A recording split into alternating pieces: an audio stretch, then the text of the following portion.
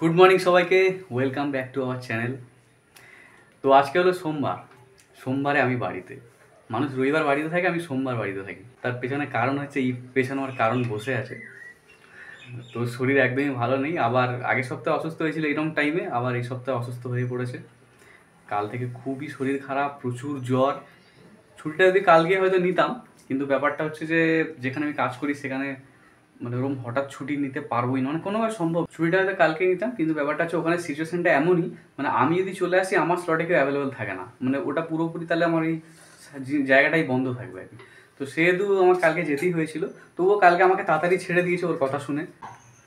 তো যাই হোক, কথাবার্তা বলে আজকে ছুটি নিয়েছি। আজকে সারাদিনটা ওকে রেস্ট দিতে হবে। জানি ওর শরীর খুবই খারাপ। তার থেকে বড় কথা হচ্ছে কালকে যখন এলাম, একদম একদম অবস্থা খারাপ ছিল খুব। তো আমি ভাবছিলাম কখন কাজ থেকে বেরোবো, তো এসে দেখি ওর ভাই সব পৌঁছে গেছে। তো অলরেডি ট্রিটমেন্ট ওর স্টার্ট হয়ে গেছে। তো আমি বাইরে থেকে শুধু মেডিসিনটা নিয়ে এসেছি। আমি ডাক্তারের কাছে যাবো ভেবেছিলাম, কিন্তু ব্যাপারটা হচ্ছে এখানে যে পরিমাণ জল জমেছে কোনোভাবেই ডাক্তারের কাছে যাওয়া সম্ভব নয়। তো আমি এখানে একজন ভালো মোটামুটি মেডিসিনে যে কাজ করে সেরকম একটা মানুষ রয়েছে, তো তাকে বলে আর কি ওষুধ নিয়ে এসেছি। আর নিয়ে এসে দিতে এখন কীরকম অবস্থা, এখন শুধু গলাটা ব্যথা। কী খাচ্ছিস রে?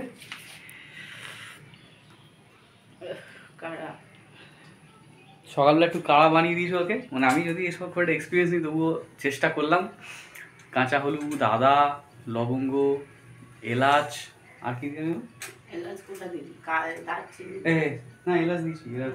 হ্যাঁ, দারচিনি, তুলসী পাতা, মধু, মোটামুটি যা যা থাকে আর কি সব কিছু নিয়ে একটু কাড়া বানিয়ে দিয়েছি, যদি গলাটা একটু উপশম হয়। এই জানালা খুলে দিই, ঘরটা ভেপসে আছে। চলো আমাদের সুন্দর পর্দাগুলো খুলে ফেলি, ঘরেরটা আলো ঢুকুক। উঠেছি বেশিক্ষণ হয়নি, কিছুক্ষণই হয়েছে, হয়তো খুব বেশি আধা ঘন্টা। উঠেই মাত্র ওর বলছিল গলা ব্যথা করছে, তাই জন্যই এটা করে দিলাম আগে। এবার ওর কটা মেডিসিন আসে, তোর পরে ওখান থেকে কটা মেডিসিন আসে, এই যে তোমাকে দেখাচ্ছি। এই যে সব ওষুধ ফষুধ সব নিয়ে বসে আছে। এই ক্রিম ক্রেকার বিস্কিট নিয়ে এসেছি, এটাই হচ্ছে এখন রোগীর খাবার, এটাই খাচ্ছে। কত রকম ওষুধ, 4 রকম ওষুধ রয়েছে মোটামুটি। সেও গ্যারেন্টি দিয়েছে যে আজকের মধ্যে নাকি সুস্থ করিয়ে দেবে। তো যাই হোক, ভালো, সুস্থ করলেই ভালো। কারণ এখন জ্বর হলে দুর্বলতা খুব বেশি কাজ করে।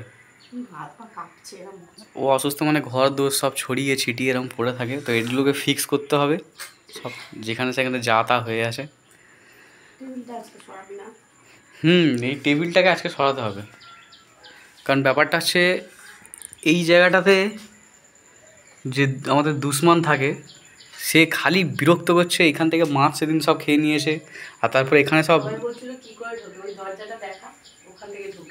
এই দরজা, তারপর পাশে পাশে যে টম অ্যান্ড জেরি যেরকম ফাঁকা ফাঁকা তো বাড়িতে, সেখান দিয়ে টম ঢুকছে।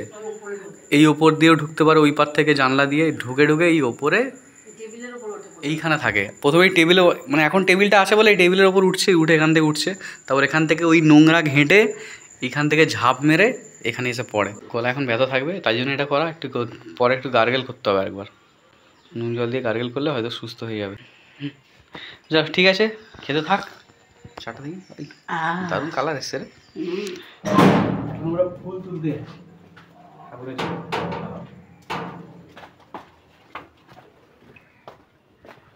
আমি শ্যাম্পু করব, তারপর পুজো দেবো। আজকে প্রচুর ফুল হয়েছে গাছে, না প্রত্যেক দিনই হয়, আমি পাই না। এই দেখো, এখানে কুমড়ো ফুল হয়েছে, জেঠিমা নিতে বলেছিল, কিন্তু এখানে প্রচুর জলেই দেখো কত কুমড়ো ফুল হয়েছে। টগর ফুল নেই,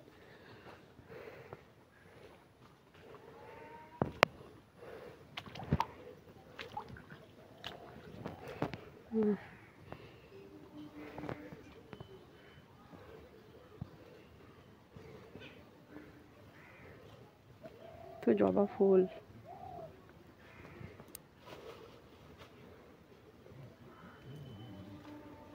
আজকে ভাবছি মালা করব, সাবধানে।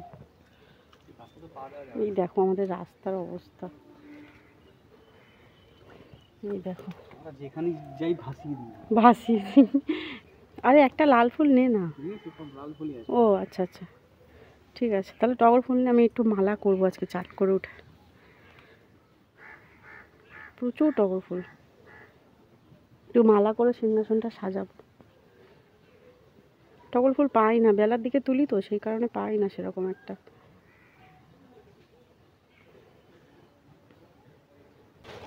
এই দেখো অনেক ফুল। বাবা, প্রথমে বাটিটা নিয়েছিলাম ফুল তোলার জন্য, তো বাটিটা ছোট হবে সেই কারণে ওইটা আবার প্যাকেটটা আবার নিয়েছি। এই জবা ফুলটা নিয়ে নে, নষ্ট হয়ে যাবে গাছে। জবা ফুলটা কি বড় দেখো। হুম, দেখা দেখা একটু, মুখের মতো থাকবে, বিশাল বড় জবা। এইখানে পা ধুয়ে নে, কাদা পায়ে ঢুকিস না।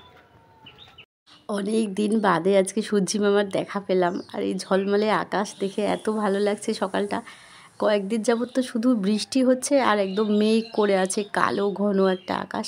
আজকে সকাল থেকে উঠে দেখি বেশ রোদ উঠেছে, ঝলমল করছে, সকালটা বেশ ভালো লাগছে। এই কয়েকদিন যেন তো কিছুই কাচাকুচি করতে পারিনি, শরীর খারাপ তো ছিলই, তবে ওই মেঘ করেছিল, বৃষ্টি হচ্ছিল, সেই কারণে আর ওই কাচাকুচি কিছুই করা হয়নি। তবে আজকে শরীরটা অনেকটাই ভালো আছে, মানে জ্বরটা পুরোপুরি ঠিক হয়নি। জ্বরটা কি হচ্ছে বলো তো, আমি যে ওষুধটা খাচ্ছি জ্বরটা কমছে, আবার কিছুক্ষণ পর মানে কিছু ঘন্টা পর আর কি জ্বরটা আবার আসছে। তো 2-3 দিন এরকমই থাকবে আর কি। জ্বর আসলে মোটামুটি 2-3 দিন করে আমার জ্বর থাকে জানো তো। তো সেই জন্যই আর কি ওই গলাটা ব্যথা করছে প্রচণ্ড পরিমাণে। জ্বরে যতটার মানে না কষ্ট পাচ্ছি, ততটা মানে গলা ব্যথায় কষ্ট পাচ্ছি আমি। জল পর্যন্ত খেতে পাচ্ছি না, এতটাই গলাটা ব্যথা। ঢোক গিলতে গেলে প্রচণ্ড গলায় লাগছে। এই যে ভয়েসটা দিচ্ছি তাও গলায় লাগছে, কথা বলতেও পারছি না আমি, কিন্তু কিছু করার নেই। এই কয়েকদিন যাবত অনেক ছুটি হয়ে গেছে আমার, মাঝে মধ্যে এরকম অসুস্থ হয়ে পড়ছি, এডিট করতে পারছি না, নাই ভয়েস ওভার দিতে পারছি না, এরকমই হচ্ছে। তো ভাবলাম ভিডিও শ্যুট যখন করা আছে তাহলে ভয়েসটা দিয়েই। সকালবেলা থেকে জয় কোনোই কাজ করতে দিচ্ছিল না জানো তো, খালি বকাবকি করছে, বলছে রেস্ট নে। আমি যখন ছুটি নিলাম তুই সেই কাজ করছিস, তাহলে আমার ছুটি নিয়ে লাভ কি বলো? চোখের সামনে ওরকম দেখা যায়, ও তো ছুটি পায় না না। ওই জন্য আমি একটু বিছানাটা গুছিয়ে দিলাম, আর তো কিছু করিনি। বলছে থাক না, ওরাও এখন গোছানোর কী দরকার। এই জ্বরগুলো যাদেরই হচ্ছে আমি তাদের মুখে শুনছি, এই জ্বরটা শরীরটাকে এতটাই দুর্বল করে দিচ্ছে কি বলবো। জ্বরটা যদিও কিছুক্ষণের জন্য কমছে, কিন্তু শরীর দুর্বল, হাত পা কাঁপছে, মানে শরীরে কোনো এনার্জি পাচ্ছি না এই আর কি। তো সকালবেলা খেলাম দুজনে মিলে মুড়ি, জয় একটু মুড়ি মাখা করেছিল, সেরকম কিছু দেয়নি, একদমই সাদা মাটা, তো ওইটা দুজনে মিলে খেয়ে নিলাম। তারপরে ওই আজকে ঘরটা জয় ঝাড় দিচ্ছে। আগের দিনে আমি ঝাড় দিতে পারিনি জানো তো, কারণ আগের দিনে আমার যে অবস্থা ছিল মানে ওঠার মতো অবস্থা ছিল না, তো সেই কারণে আগের দিনে আমি ঝাড় দিতে পারিনি। আর আগের তো ঘর ছিল একটা ঘর একটা বারান্দা, আর এটা কি ঘর ঝাড় দিলে শুধু তো আর ঘর ঝাড় দেবো না, ঘরটা ঝাড় দিতে হয়, এই ডাইনিংটা ঝাড় দিতে হয়, রান্নাঘর ঝাড় দিতে হয়, মানে পুরো বাড়িটাই ঝাড় দিতে হয়, গেটের কাজটাও ঝাড় দিতে হয়। তো যখন আমি দিই পুরোটাই দিই। আজকেও বলছিলাম আমি দিয়ে দিচ্ছি, জয় বললেন না আমি দিয়ে দিচ্ছি ছাড়, তো ওই ঘরটা জয় ঝাড় দিয়ে দিচ্ছে। আর মিক্সারটা ওরকম বাইরে পড়েছিল, বাইরে তো রাখি না আমি শরীর খারাপের জন্য, ওটাও তুলতে পারিনি, তো ওটা মুছে মাছে ওই একটা বক্সের মধ্যে ভরে রেখে দিলাম, ওর মধ্যে করেই রাখি, নইলে ধুলো পড়ে তো, যখন দরকার লাগে বার করি, আবার কিছুক্ষণ পর আমি ওই প্যাকেটে ভরে ওই বক্সের মধ্যে ঢুকিয়ে রাখি, তো সেটাই গুছিয়ে রেখে দিলাম। আর এদিকে তোমরা দেখলে টেবিলটাকে ঘরে নিয়ে গেছি, কারণ কি তোমরা আগে তো ওদেরকে বলেছি, ওই বিড়ালের উৎপাতে মানে টেবিলের উপর এমনভাবে লাফিয়ে লাফিয়ে পড়ছে ওপর থেকে, মানে টেবিল ক্লথটা পুরোটা নখ দিয়ে ছিঁড়ে যাবে এবার জানো তো, ছেড়িনি এখনও যদিও, কিন্তু ওইভাবে লাফিয়ে লাফিয়ে পড়লে তো আর বিড়াল দেখবে জিনিসপত্র খুব ছেঁড়াছিঁড়ি করে আর কি, তো ওই ছিঁড়ে দিলে তখন একটা ক্ষতি হয়ে যাবে না, তো সেই কারণে টেবিলটাকে না আমরা দুজনে মিলে ধরে ঘরে ঢুকে নিলাম, বাধ্য হয়ে, কিছু করার নেই, ওদেরকে তো আটকানো যাবে না, ওরা দিনে রাতে আসে, তারপর ড্রেনের নোংরা কাদা সেইগুলো সমস্ত কিছু নিয়ে এসে ওই টেবিলের মধ্যে, মানে খেতে তো পারি না, প্রচণ্ড লাগে, এবার দুবেলা ওটাকে পরিষ্কার করতে হয়, ওই কারণে আর কি। এবার খাবার দাবার মানে খাওয়ার জায়গা তো কেমন একটা লাগে, তো ওই জন্য টেবিলটাকে ঘরে ঢুকিয়ে নিলাম। সেদিনে দেখি 2-3 জন আসে, সেদিনে দেখি একজন বানুর কাছে এসে বসে আছে খাঁচার বাইরে থেকে ওকে দেখছে জানো তো। এবার বেড়ালটা না একদম ভয় পায় না, দেখবে ওদেরকে তুমি বকা দেবে ওটা না দূর থেকে চোখের দিকে তাকিয়ে থাকে। আর কালুদের কি হতো, কালুর ছানাপোনারা একবার যদি ওদেরকে হাঁক দিতাম এই ওরা কিন্তু দূরে সরে যেত, ওরা কখনো দাঁড়িয়ে থাকতো না ওখানে। বেড়ালরা কাউকেই ভয় পায় না, ওদের খুব সাহস। বুঝতে যখন পাচ্ছে একটা ক্ষতি হয়ে যাবে, সেই কারণে আগে ভাগে টেবিলটা তুলে নিলাম। আর তারপর জয় একটু মাথায় তেল দিয়ে দিল, এমনি শরীর টরীর খারাপ হোক কি বা না হোক, দেখ মাথায় যদি কেউ একটু তেল মাখিয়ে দেয় বেশ আরামই লাগে, তো একটু তেল লাগিয়ে দিল। আর হচ্ছে আমি আজকে শ্যাম্পু করবো, অনেক দিন যাবত আমি পুজো দিই না, জয় পুজো দিচ্ছিল, তো নিজে একটু পুজো না দিলে না মানে আমার শান্তি হয় না, জানো তো। নিজের হাতে সাজিয়ে পুজো দেবো আমার ভালো লাগে, মানে অস্থির অস্থির করে আর কি মনটা। তো আজকে আমি শ্যাম্পু করবো, জয় তাই জন্য বললো যে আগে মাথায় তেলটা দিয়ে দিই, তারপর আমি কাচাকুচি করবো। এই দেখো এই সমস্ত জামা কাপড় পরেছিল জানো তো, তো সেগুলো সমস্ত কিছু একসাথে করে ভিজিয়ে নিয়েছে আজকে। বলছে আজকে যা আছে সব দিয়ে কেচে দিয়ে যাব, কালকে যাতে তোকে কাচতে না হয়। জয় সব সময় বলে তুই সুস্থ থাকলে ভালো থাকলে আমিও শান্তিতে ওখানে কাজ করতে পারবো, ও চিন্তায় ওখানে কাজ করতে পারে না, হাজারবার ফোন করে আর কখন আসবে এইভাবে, শান্তি মনে একটা কাজ করতে পারে না, না কাজের দিকটাও তো দেখতে হবে। তো যাই হোক কাচাকুচিগুলো সব হয়ে গেছে, এবার ধুয়ে নিচ্ছে। আর আমরা এখন এদিকেই কাচাকুচি করি জানো তো, আমি কাচাকুচি করলেও এখানেই করি, কারণ কি ওই দিকটা তোমরা তো দেখেছো বাথরুমের মধ্যে পুরো জল জমে যায়, এবার ইটটা পাতা রয়েছে তো সেই জলগুলোকে কাটানো যায় না, কী হয় জলে একটা হালকা গন্ধও আসে, মশা মাছি এইসবের উপদ্রব আর কি।